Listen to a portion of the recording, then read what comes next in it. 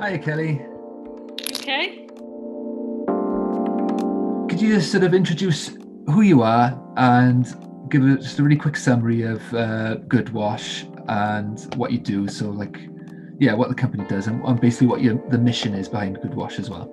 I'm Kelly Davies, and I'm the co-founder of the GoodWash Company. The GoodWash Company is a luxury Welsh wash and lifestyle brand on a mission to change the world one wash at a time. So we sell wash products made with the finest natural ingredients from our land and sea. They're all vegan, approved, and certified. They can be used by humans and animals. So if you want to have a shower with your dog, you can do. And then we reinvest all of our profits basically to do good and fund projects that improve the lives of animals and people. So, what was the thing that sort of started you off that made you think, right, I need to start a social business and do something? So my background was that I'd been in social enterprise for sort of 10 years and had a really successful other social enterprise called Viability. And I think after 10 years, it was a huge success, but I burnt out a little bit and took a time away. Got itchy feet really, really quickly. Wanted to do launch another business with purpose, basically. And social enterprise is always the model that I prefer with that. I met Mandy, the co-founder, at a speaking event, and she came over and she says, "What's a social enterprise? What do you mean you give your profits away?" She was working for a large pharmaceutical company that made £40 million just on one line and still sort of didn't give anything away. And she said that, listen, I'm questioning the bigger purpose. I want to come back to Wales. I want to do good. This sounds right up my street. I said, well, quit your job if you're really serious about it and we'll launch a business. She went away and did it.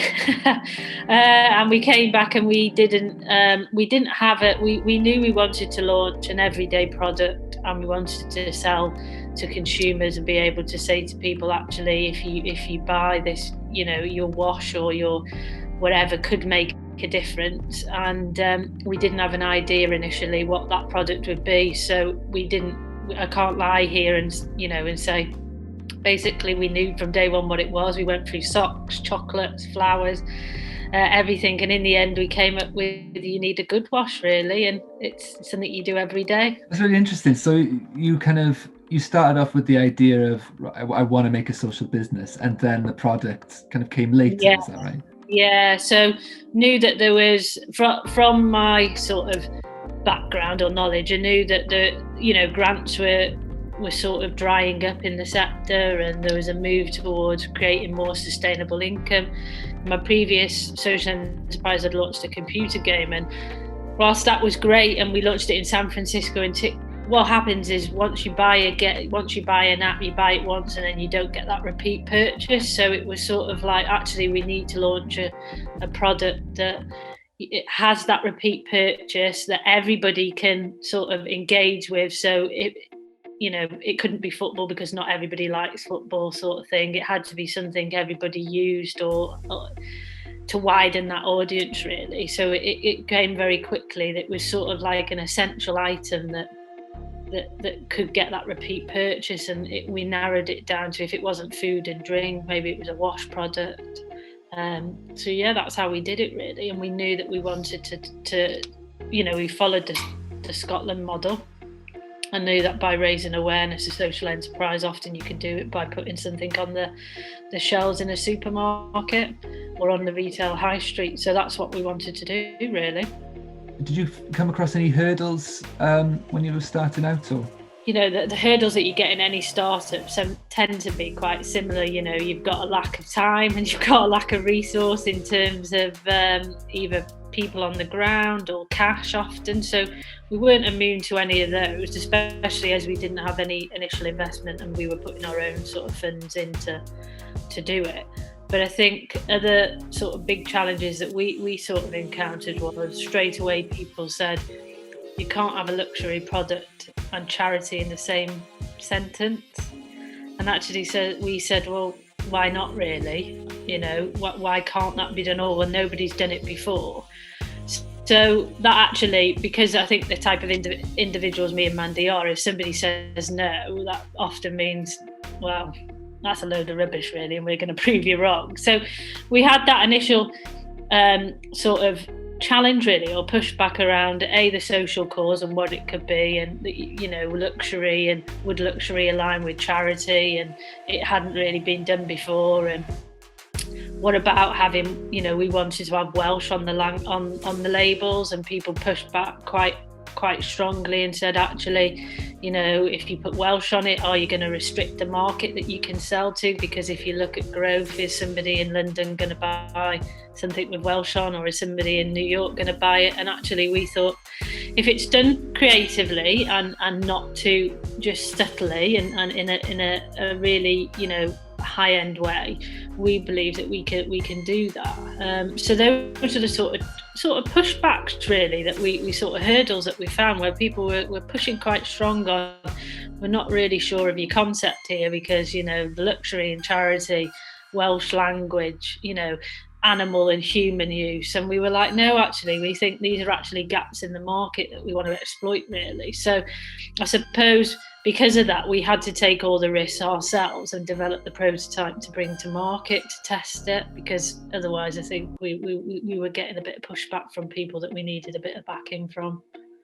That's really interesting, because those pushbacks are kind of the thing that they make your company so unique. The way I heard about you guys first was you had a stall at the Eisteddfod, I think, in Llanrwst, I think it was a year or two ago. As a Welsh speaker, it's a very niche, specific market, but a very very loyal base in that sense. Do you find that sort of targeting sort of Welsh speakers is useful? Is it made sort of loyal customers, or has that been challenging? Or I think we've got to be honest that actually, the vast majority, we've recently done this, and we were asked, where do your customers come from? And I think 80% of our customers come from outside of Wales, which is really, really interesting. They might have a connection to Wales in some way. So they might have been born in Wales, or they went to school in Wales, or they went to university in Wales. So they've got that connection, but they often live outside. So we've got, a huge following, a loyal following in London, Leeds, they're everywhere really. We've got New York, we're currently shipping to Hong Kong next week. So I think what it does is we've positioned ourselves to do with the Welsh language is that affinity and that connection, or that sense of, Welsh people are really proud to be Welsh, aren't they? And it's something that we've been able to tap into to our advantage really. And we know that people outside of Wales, even if they don't speak it, they want to have that Welsh product in their bathroom or on their bathroom shelf, because it reminds them of a special time, or they've met a partner that lived in Wales, or they're from Wales, and that's what's really sort of connected it, I think, and really gets that loyal sort of following that sense of purpose and belonging really. I'm Welsh, I'm quite proud of it, and actually I want a bottle that every time I smell it or use it, it reminds me of home. I found that a lot of Welsh speakers have kind of shared it and shared your content and sort of spread awareness of it because of that reason. It's nice to see Sebon Da and sort of Welsh words on a really nice product, a luxury product. And we've worked really hard on being quite creative in the way that we use the words as well. So like for conditioner, there was never a direct translation in Welsh. So we sort of have to be creative in that, and we sort of came up with said on gwallt. I'm not the best Welsh speaker, even though I am very Welsh, and that means silky hair. So all of our, when we come up with words to use on the bottle, we're not replicating often something that already exists. We're recreating something, and there's that sort of storytelling about the Welsh language that's written into it. And I think when people know that, get it, they really quite like it. That's so cool. How did the whole idea with dog shampoo come about? Where did that come from? Yeah, so Mandy's the other co-founder is a big love. I think, she loves dogs more than people, and she had what we called them our fur founders, Maisie and Duffel. Unfortunately, Duffel's no longer with us, but Maisie, the little Westie, she always used to take in the shower with her. So when she wanted to launch it, she was very adamant from day one that actually, that we should have a product that can be used by both humans and animals. And when you dug beneath it, a lot of people really love, they're part of the family, dogs and pets. And actually what we wanted was for everybody in the family to be able to have a good wash, and that meant the dog as well. So straight away from day one, we wanted it to look the same and be in the same line of products so that they could join the family. And because often the dog wash gets shoved behind the toilet seat, and it's kept out in the cabinet well out of the way, whereas actually it should be pride of place with everybody else's, and if you pick it up by accident, it doesn't really matter. So which would you say was more popular then, like the sort of the dog range, or the sort of stuff for humans, or is it sort of quite... No, we've got to be honest, the humans is the most popular, and I think it's just because it's sort of the dog market or the pet market is starting to get a bit of traction, but it's still quite a bit away from that. And because we've just been a startup and that time problem, sometimes you have to just focus in on your main core range really. But we know as what we're learning, as more and more customers come on board and they know that we've got the dog range, it's starting to pick up as well. And we get a lot of people wanting to send in pictures of their dogs having baths. Our cats as well. Could you take us through like a sort of a typical day then for GoodWash? Well, the thing is for us is that we're probably at the end of the startup phase and in a high growth phase at the moment. So at the typical day at the moment is looking around all of our systems and all of our processes and all of our policies, all the right things, those things that start at where you think, oh, we'll wait one day. Actually, when you get to the end of the startup phase and you go into the growth, those things really, really matter. So we're spending a significant amount of time on that. But then it is, I think, really the two main core sort of work streams are one around the operation. So all of our products are all handmade and created in Wales. So we do all the bottling, all the labelling, all the packaging, all in-house. So that's taken over a significant amount of time, because even our soaps, it's sort of what people don't realise is it's an 18-stage process. So it's quite time consuming, from the point where you cut all the base products, then you make it, then you have to let it set, and then you have to cut it down, then we stamp it and then hand wrap it. So there's all of those sort of stuff going on. And then on the other side, we've just opened our own retail space and community space at the Good Sheds in Barry in the container village. So that's sort of on a day-to-day basis. We've got front facing, serving the customers, and then also on the top rooftop we've got a customer space where we'll be doing workshops around soap making, candle making. We've got VR headsets coming in so you can have your feet massaged while you relax on a beach in Abersoch. That's awesome.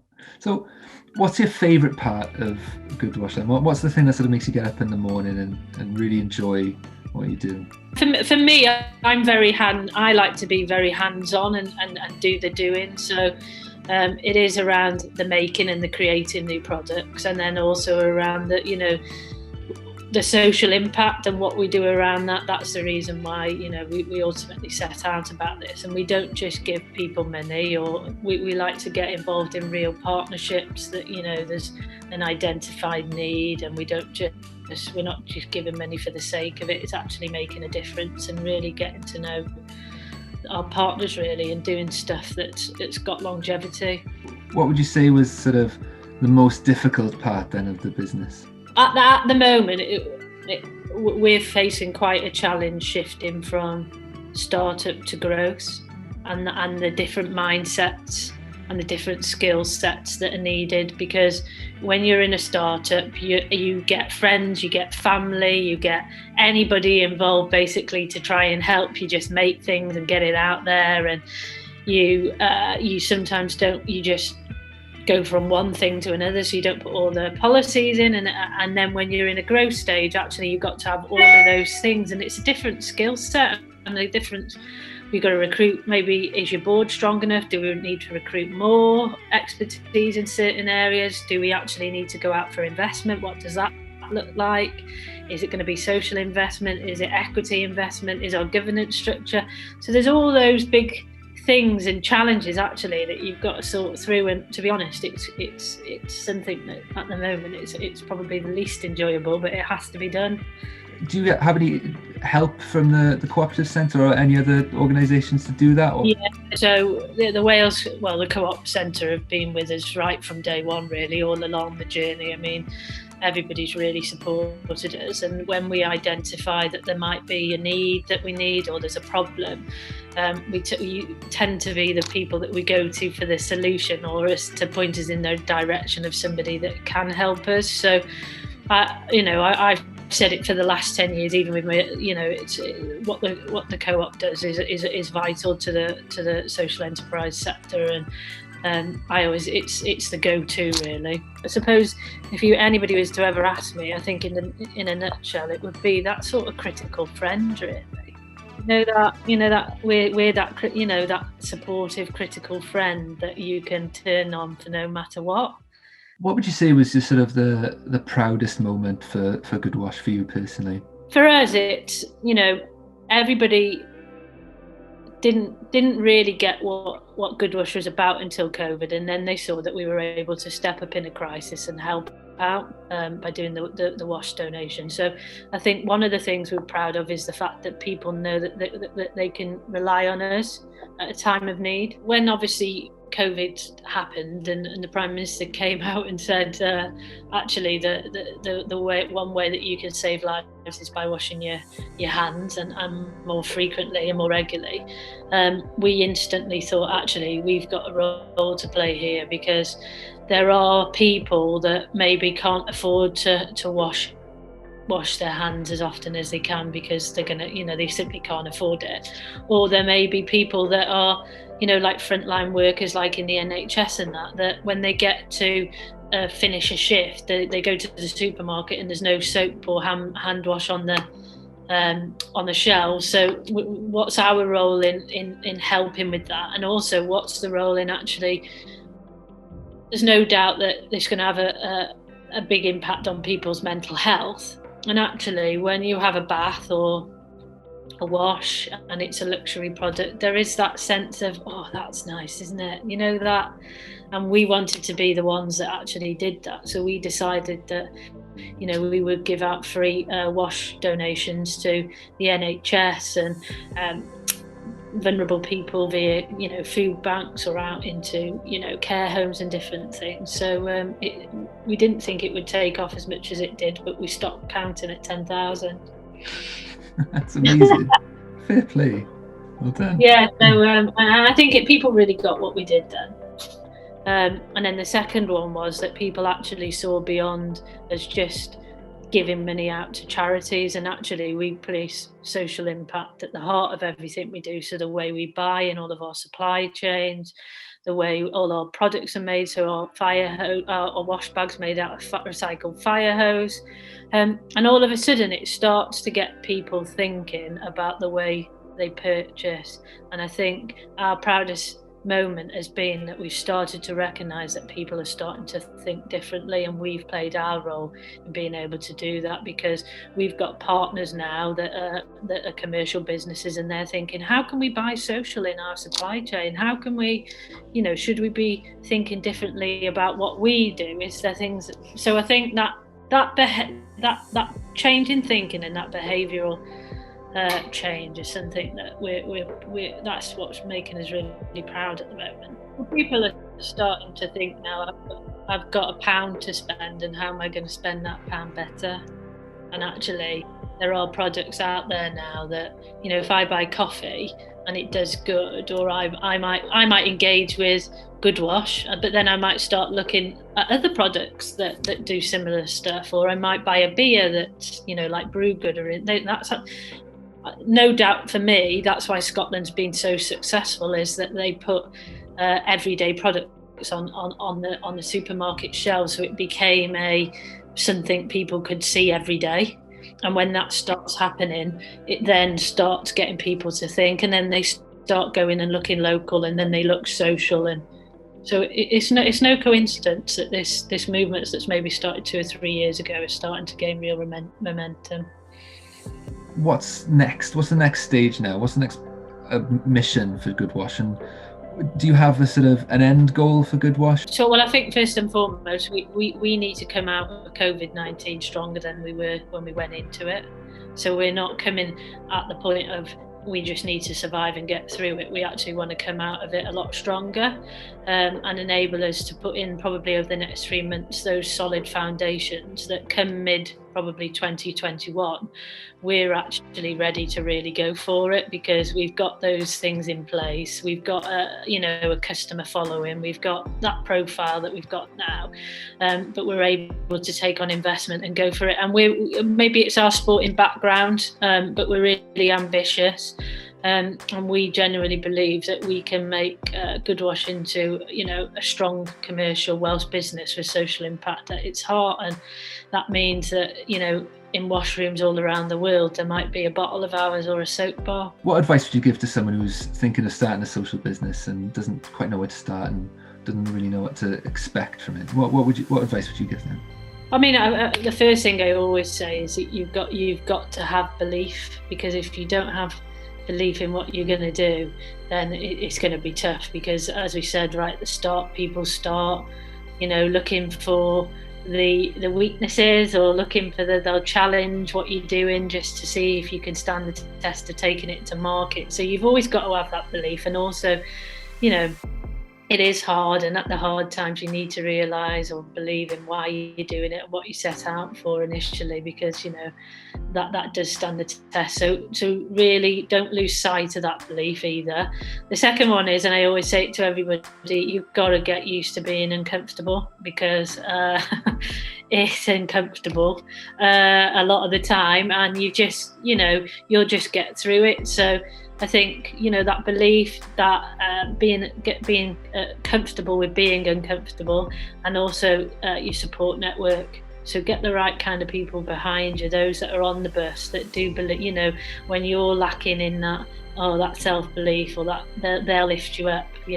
If you're lacking in a bit of expertise in somewhere, they'll find that person for you. So, that support networks are really key. You've just got to do it, really, because you don't want to be you never want to live your life with regrets. And if you think that you want to change the world, don't let anybody tell you you can't.